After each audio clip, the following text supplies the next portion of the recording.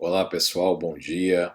Estamos iniciando mais uma aula de Direito Ambiental, retornando ao tema Direito Constitucional Ambiental. Nós terminamos a leitura comentada do artigo 225, conversamos um pouquinho sobre alguns aspectos do direito ambiental constitucional. É necessário que nós terminamos a leitura dos dispositivos e passemos em seguinte ao tema competência ambiental constitucional, certo? Quando eu falo em competência ambiental constitucional, eu quero dizer os artigos que tratam da Constituição, da legislação, da Constituição do Poder Legislativo em matéria ambiental, repartição de competências em questões federativas, assim como a repartição de competências federativas do ponto de vista da competência administrativa, tá certo? Ou seja, de execução das leis. A regulação infralegal, de elaboração da lei, assim como o poder de execução dessas leis, tá certo? Vamos conferir isso então. Vem comigo para o quadro. Bom, pessoal, nós terminamos na aula passada no artigo 225, né? Em seguida, então, é necessário que nós continuemos a leitura a partir dali, certo? Nesse sentido, eu gostaria de falar um pouquinho sobre índios com vocês, tá? Nós vamos tratar de meio ambiente e tem algumas questões de meio ambiente que, quando estão em terras indígenas, passam a ter um tratamento mais especializado. Existe uma divergência do ponto de vista do direito ambiental acerca do papel dos indígenas na conservação, ou seja, na manutenção das unidades de conservação. Vocês sabem que as unidades de conservação nós vamos tratar numa lei própria, né? Uma lei que remonta aos anos 2000, que estabeleceu o Sistema Nacional de Unidades de Conservação. E uma das perguntas principais, na época que foi levantada pelos políticos e pela sociedade civil, inclusive a sociedade internacional, é a respeito da confluência entre os indígenas e a ocupação das terras tradicionalmente por eles habitadas e a manutenção de unidades de conservação que se sobrepunham a essas terras indígenas. Isso é um tema extremamente polêmico, é um tema difícil. Muitas vezes o cuidado com o meio ambiente é tamanho que necessita inclusive a retirada de indígenas de certas unidades de conservação, sobretudo se esses indígenas estiverem num estágio de modo de vida que não seja mais tão, digamos assim, harmônico com a preservação do bioma. Porque percebam, gente, a questão indígena é regulada pela Constituição e pelo Estatuto do Índio. Acontece que o Estatuto do Índio anterior, ele tinha um viés, muitas disposições vigentes então, tinham um viés integracionista. Então, era uma maneira de você qualificar a sociedade indígena em estágios evolutivos. Por exemplo, esses aqui não estão integrados, esses estão muito integrados, esses estão pouco integrados. E aí essa categorização, ela partia de um ponto de vista de compreender a maneira das pessoas viverem de acordo com o nosso olhar pelo mundo. Porque veja, o modo brasileiro de se viver, ele é similar com o americano? Mas tem diferenças fundamentais. Tem, em função da qualidade de vida, em função dos costumes, em função da infraestrutura disponível, né? Em função das alternativas, em função da segurança, em função do modo de ver as coisas que os americanos, né, eu digo os Estados Unidos, né, a maneira como eles enxergam o Canadá também. Aí você parte para a Europa, uma maneira bem diferenciada da vida americana. Claro que tem muitos pontos em comum, mas existem diferenciações sobre consumo, sobre o quanto é necessário para viver, sobre objetivos de vida. as coisas variam bastante segundo cada sociedade. Se você partir para a China, uma outra maneira completamente diferente de enxergar a vida. Né? Claro, pontos em comum, como todos os seres humanos, todo mundo quer ser feliz, todo mundo quer comer bem, vestir-se de uma maneira aceitável, né? Residir em um bom local. Agora, as necessidades, elas têm pontos em comum, mas também oscilam bastante segundo a cultura de cada localidade. Se você for para partes da África, a noção de consumo é muito diversa do que partes de Nova York, né, do estado de Nova York. Se você for em locais do Brasil, interior do Nordeste, interior, por exemplo, do Alagoas, e comparar com o interior de São Paulo, a noção de consumo é muito diferenciada, de necessidade de vida, de valoração do mundo em que nós vivemos, do papel do indivíduo nesse mundo, enfim, pessoal. A questão é que os indígenas também, eles tinham eles eram categorizados segundo essa perspectiva de que tudo aquilo que é diferente de nós somos perfeitos. Seria mais ou menos assim, numa linguagem uh, um pouco simplificadora. É como se nós fôssemos a referência da maneira como eles deveriam viver. Então, assim, os que estão mais próximos de nós são os civilizados. Os que estão mais distantes são os não civilizados. E aí o tratamento seria segundo esse grau de integração, civilizado e não civilizado. E aí hoje em dia o que vejo não é bem isso. O que vejo na antropologia é que, claro que a antropologia, eu falar dessa maneira, existem várias correntes, né? Mas uma corrente que hoje vem fazendo mais sucesso é que os indígenas devem optar pelo modo de vida, segundo o que eles decidirem. Se eles quiserem viver conforme a sociedade amazonense, eu não digo nem amazonense, que é bem diverso, mas a sociedade manauara e zona metropolitana vive, eles podem viver dessa maneira. Se eles querem se integrar ao sistema capitalista de produção, exploração da terra, eles podem fazer isso nas terras tradicionalmente ocupadas. Agora o fato é o seguinte, é que se o índio vive de uma maneira isolada e nesse isolamento ele habita uma unidade de conservação, ele pode habitar livremente, não tem problema nenhum. Agora, se o índio explora a terra, ele é indígena, reconhecido pelo Estado, reconhecido por a tribo de uma maneira toda, reconhecida pelo Estado por meio do respectivo documento.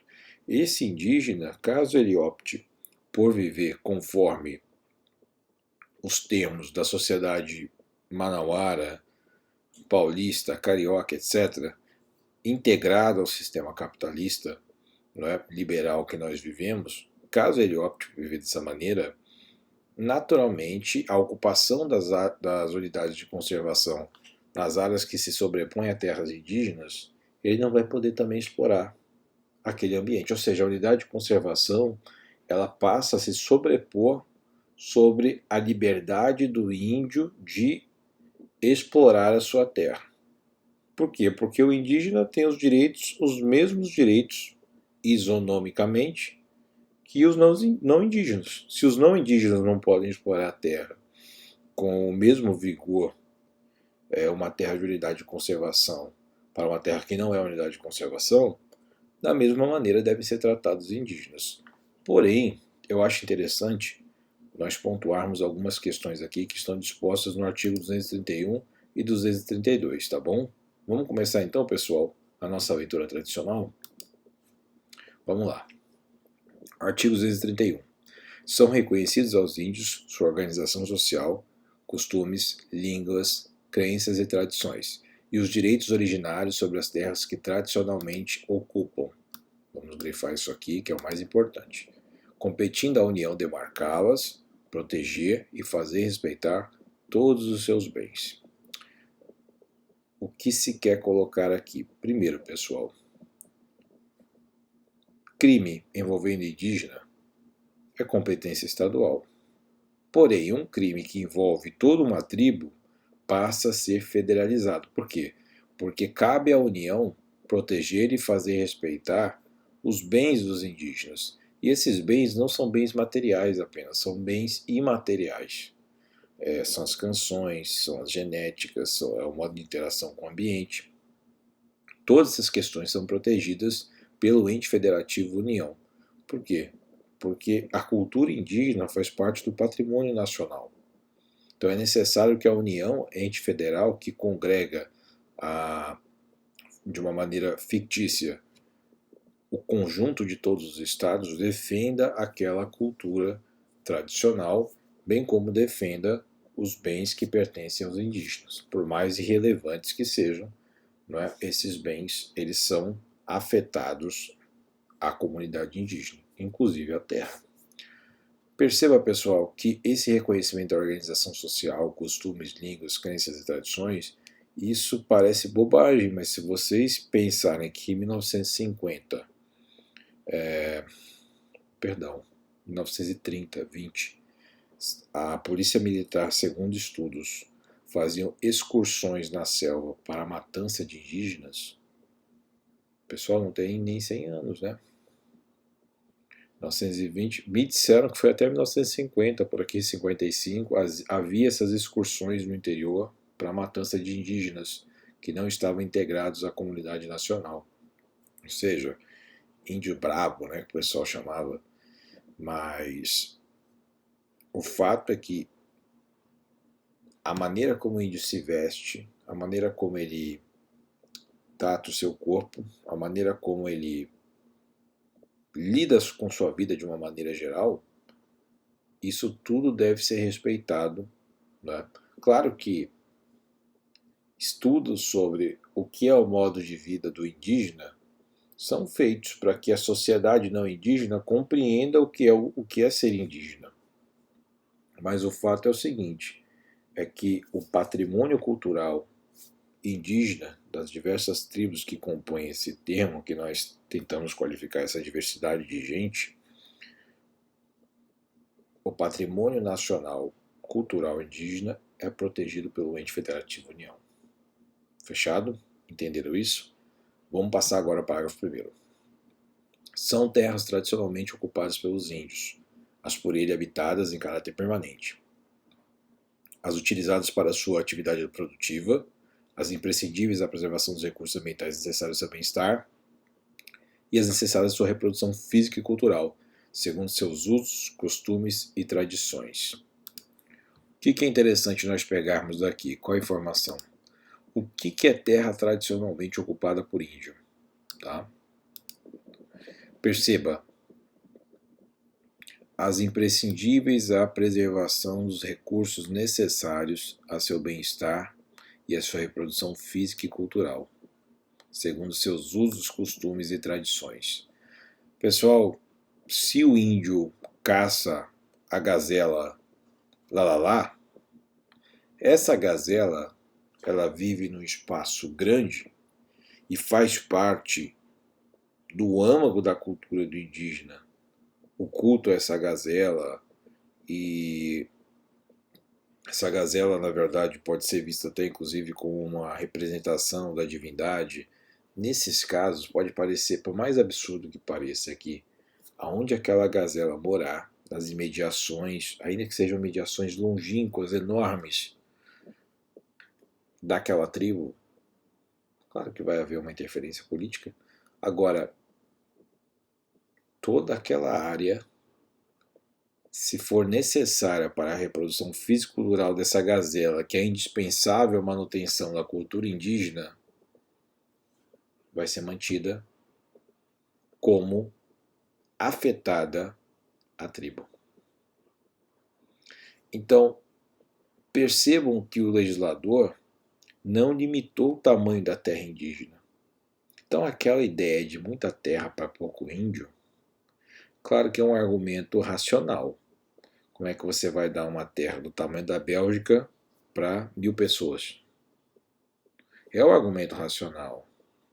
Por outro lado, nós temos como contraponto o argumento de que, mas essas terras pertenciam a essas pessoas antigamente, então nós não estamos deixando elas levarem, isso já era delas. Mas esse é um argumento um pouco falho. É o argumento restaurar o passado, como ele um dia já foi, é algo extremamente duvidoso, né? Porque qual é o limite dessa restauração do passado? Qual é o limite justo? De repente, essas tribos que hoje ocupam aquelas áreas tomaram aquelas áreas de outras tribos. Nós não sabemos. Até porque não existe história documentada, né? Indígenas, as tradições são orais. Esses indígenas brasileiros em geral, né? Não é igual a escrita que nasceu na Mesopotâmia, né? Segundo a gente entende. Então, pessoal, o que é interessante que nós entendamos aqui é que a Constituição criou o termo ocupada. Perceba que ele não falou que as terras são de propriedade do índio, das tribos indígenas. Ele falou que são terras ocupadas pelos índios. E como é que a gente vai entender o que é terra ocupada? Segundo o Supremo Tribunal Federal, no caso Raposa de Serra do Sol, foi decidido que o marco fático para saber o tamanho da terra indígena é a promulgação da Constituição 88. Então não é qual tribo que habitava em qual local antigamente. Não, esquece isso. Quando a Constituição foi promulgada, qual tribo estava onde e utilizava com qual dimensão. Então esse é o marco, correto? Passando agora a um tema correlacionado a esse. No parágrafo 1º nós temos ainda a questão de que a delimitação do tamanho da terra indígena, então, é o necessário para que se reproduza, os índios se reproduzam fisicamente, ou seja, as tribos cresçam de população, assim como a sua cultura seja possível de ser reproduzida no espaço físico que ele contenha. Porque imagine o exemplo da gazela, mais uma vez. Existiam 50 guerreiros na tribo. Se agora existem 120, tem que aumentar o número de gazelas.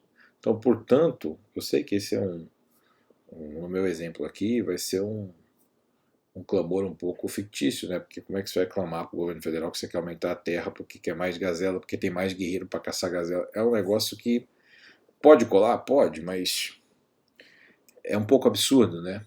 Agora, a verdade é que os costumes e as tradições indígenas é que vão pautar o tamanho da terra indígena em si.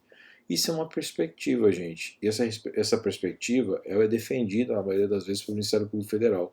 Do outro lado, nós temos também um argumento muito bom de que é necessário haver um limite, porque senão, se você resolver crescer, você vai ser dono do país todo. Então, há um balizamento político do tamanho da terra indígena, claro que há. Agora, é necessário que nós deixemos os indígenas viverem da maneira como eles almejam viver, desde que respeitado também os interesses nacionais de uma maneira geral, porque nós não podemos privilegiar uma tribo em detrimento de toda uma população nacional. No entanto, é um pouco difícil nós entendermos no caso concreto o que é interesse nacional e o que é interesse de certas oligarquias. A gente tem que ficar muito esperto com isso, gente, porque às vezes a gente embarca nesses argumentos safados de que aquilo ali está prejudicando o Brasil, e na verdade não é isso, na verdade está prejudicando um grupo brasileiro.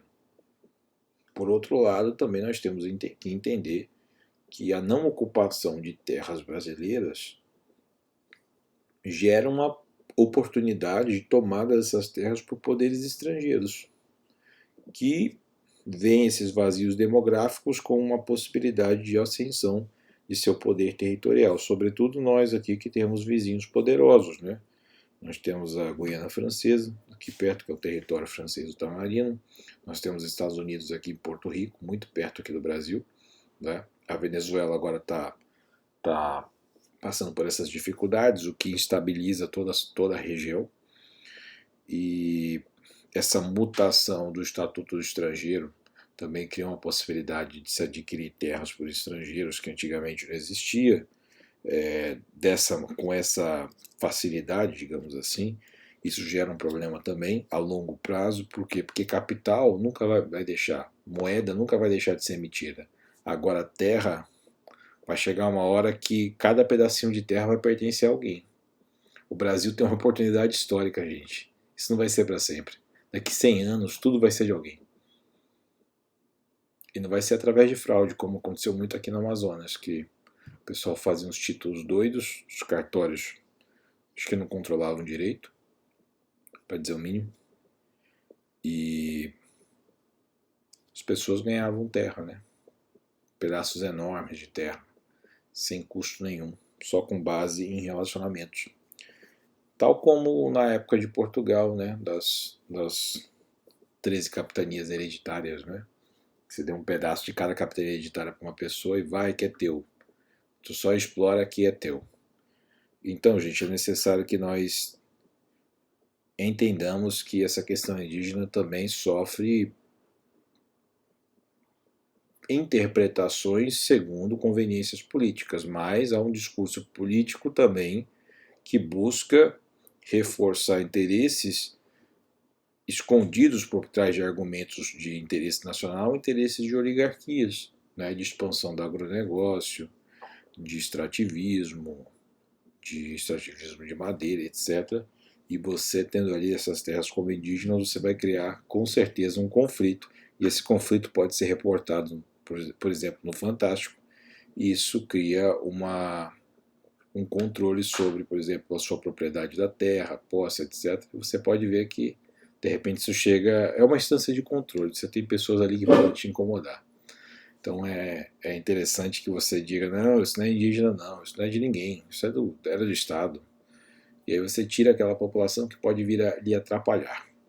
Seguindo, pessoal, então vocês entenderam desse parágrafo primeiro o seguinte, não há limite para a terra indígena do tamanho. A limitação é política, porém é necessário que nós tenhamos esse critério de definição, que o tamanho da terra indígena é aquela necessária à sua reprodução física e cultural, certo? Bem como a preservação dos recursos ambientais que vão ser utilizados segundo essa reprodução física e cultural. Parágrafo 2º, pessoal, as terras tradicionalmente ocupadas pelos índios destinam-se à sua posse permanente. Posse permanente, tá bom? Não é propriedade. A terra não é do índio, ele tem a posse. Ele não tem o título, tá bom? De propriedade.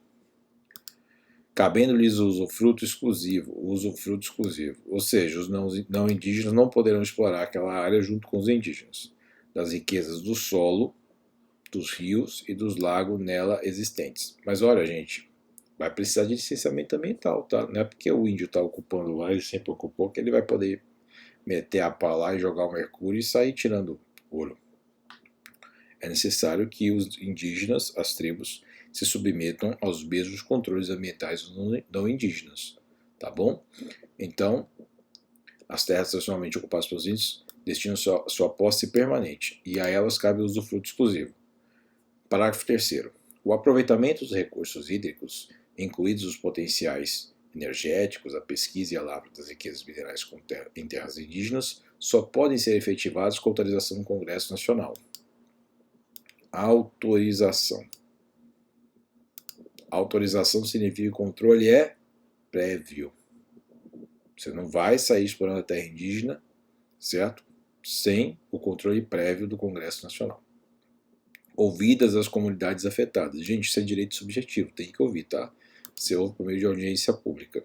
Aliás, essa é uma das maiores questões que estão sendo debatidas da causa indígena no âmbito do governo federal, é porque a instalação da indústria da hidrelétrica de Balbina e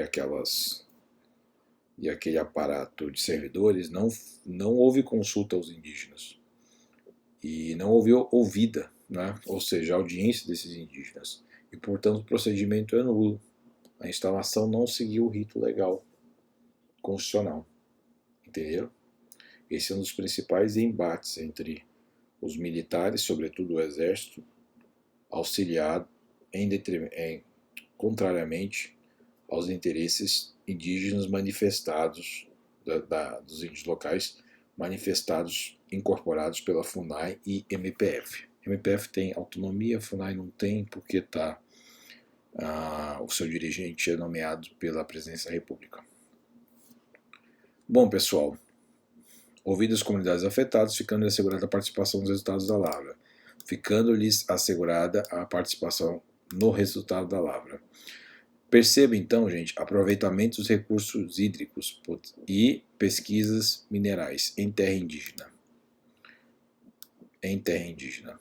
Estou grifando aqui. Então, você quer fazer lavra de minérios em terra indígena? Quer. Bom, se você quiser fazer a lavra de minérios em terra indígena, você precisa da autorização no controle prévio do Congresso Nacional. E se os índios não concordarem? Bom, eles vão se manifestar politicamente, mas não significa que eles vão ganhar. Então pode ser que o índio não concorde e mesmo assim tenha que sair da terra para essa terra ser explorada, tanto do ponto de vista do aproveitamento do recurso hídrico, quanto a questão da lavra de pesquisa mineral. Então é possível que você tire o indígena para explorar a terra a qual ele sempre ocupou. Explorar minérios que estão naquela terra que pertence à União, correto? Só que nesse caso você faça dessa maneira, você vai sofrer pressões políticas, inclusive muito fortes internacionais de governos que doam dinheiro aqui para o Brasil, mas você tem que ouvir a comunidade indígena, pelo menos ouvir, né? Que é uma questão de respeito, gente. O regime é democrático, é natural que você ouça quem vai ser afetado. Se forem tirar a gente da nossa casa, a gente vai querer ser pelo menos ouvido, né? Com os indígenas é a mesma coisa, eu acho que não tem nada de errado com isso, nada de absurdo, né? Inclusive essa manifestação dos indígenas não é vinculativa. Se é necessário ouvir, mas você não precisa acatar. Claro que você tem que, significa que o procedimento vai ser muito melhor controlado de retirar desses indígenas daí para poder explorar a terra. Parágrafo 4º. As terras de que trata este artigo são inalienáveis, indisponíveis e os direitos sobre elas imprescritíveis. Ou seja, não é porque você não estava naquele momento lá que você perdeu a terra, não é porque alguém da tribo vendeu aquela terra, que aquela terra não pertence mais à tribo, tá? Um estelionatário, alguém da própria tribo tenha feito uma medida para prejudicar a tribo como um todo, ela não poderia ser alienada, né? A posse não poderia ser transferida. E são indisponíveis também, porque o índio ficou quieto, então perdeu. Não existe isso. Ele não pode dispor desse usufruto exclusivo e ele não pode dispor dessa posse da terra, certo? Porque é um bem que está ligado à comunidade indígena como um todo. A tribo em especial, né? Parágrafo 5º. É vedada a remoção dos grupos indígenas de suas terras, salvo com referendo do Congresso Nacional, em caso de catástrofe ou epidemia que ponha em risco sua população, ou no interesse da soberania do país após deliberação do Congresso Nacional, garantido em qualquer hipótese o retorno imediato, logo que cesse o risco. O que a gente vai grifar aqui, gente? Após deliberação do Congresso Nacional, vai ser a questão do interesse nacional do país. E essa questão do de referendo no Congresso Nacional vai ser no caso de catástrofe ou epidemia que ponha em risco sua população. Por que foi diferenciado isso aqui? Gente, catástrofe e epidemia você tem que tirar logo. Não dá para mobilizar o Congresso Nacional para fazer uma reunião, uma convocação extraordinária para então tirar os indígenas de lá. Você já sai tirando os indígenas e manda a moção para o Congresso, certo? Para aprovação, para referendar aquele ato do Executivo, que vai ser encabeçado aí pela FUNAI. E, de outro modo, quando houver interesse da soberania do país, o controle do Congresso Nacional não passa a ser posterior, passa a ser prévio. Ou seja, você precisa da deliberação anterior do Congresso Nacional para poder, no interesse da soberania do país, remover os indígenas de sua terra. Correto? Entenderam? Vamos para o próximo agora parágrafo para terminarmos isso aqui. São nulos, extintos, não produzindo efeitos jurídicos, os atos que tenham por objeto a ocupação, o domínio e a posse, ocupação, domínio e posse, das terras a que se refere este artigo. Bom, então qualquer ato, né, o ato de você estar residindo numa área indígena, que no caso da Raposa Serra do Sol assim aconteceu, tá? São nulos e extintos. Você está residindo, você ter comprado, essa terra não ter sido ocupada por indígenas, segundo você alega. Se isso não for bem construído, o processo demarcatório não vai ser revogado e, portanto, você não vai ser anulado e, portanto, você perdeu de fato, se for demonstrado que a terra era ocupada no ato da promulgação da Constituição de 88, integrava a noção de terra indígena, né, fática, a noção fático-jurídica. Bom, das terras a que se refere este artigo, a exploração das riquezas naturais do solo, dos rios e dos lagos nela existentes. Ah, eu sempre explorei essa terra, já tem 20 anos, tanto faz. Eu já fazia mineração dessa terra anteriormente, então não tem porquê, não tem mais índio aqui. Não, tu vai ter que sair, indenizar inclusive os bens, os problemas ambientais e indígenas que você causou ali, e vai ter que ser indenizado pela União, por meio de títulos talvez, e vai ocupar outra região. Aquela região não vai ser ocupada por você naquela atividade produtiva. Ressalvado o relevante interesse público da União, segundo o que dispuser a lei complementar, não gerando nulidade, direito à indenização ou ações contra a União, salvo na forma da lei contra as benfeitorias derivadas da ocupação de boa-fé. Pessoal, leiam o caso da Raposa Serra do Sol, pelo menos ouçam falar, porque foi exatamente esse caso. Porque reparação por lucros cessantes, por perda de uma chance, por reparação civil de uma maneira geral, esses institutos da responsabilidade civil, em face da União, não são possíveis quando dizem respeito a essas terras indígenas. Então, os particulares que ocupavam as terras indígenas poderiam alegar: mas por que você não me tirou de lá, já que a terra era indígena? Você não falou nada, agora você vai ter que me pagar, a União. Não.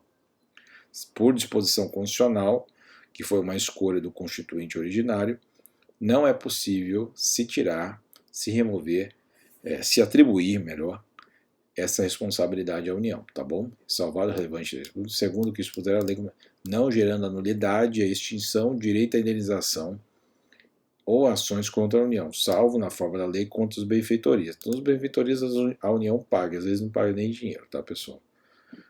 Depende do caso concreto.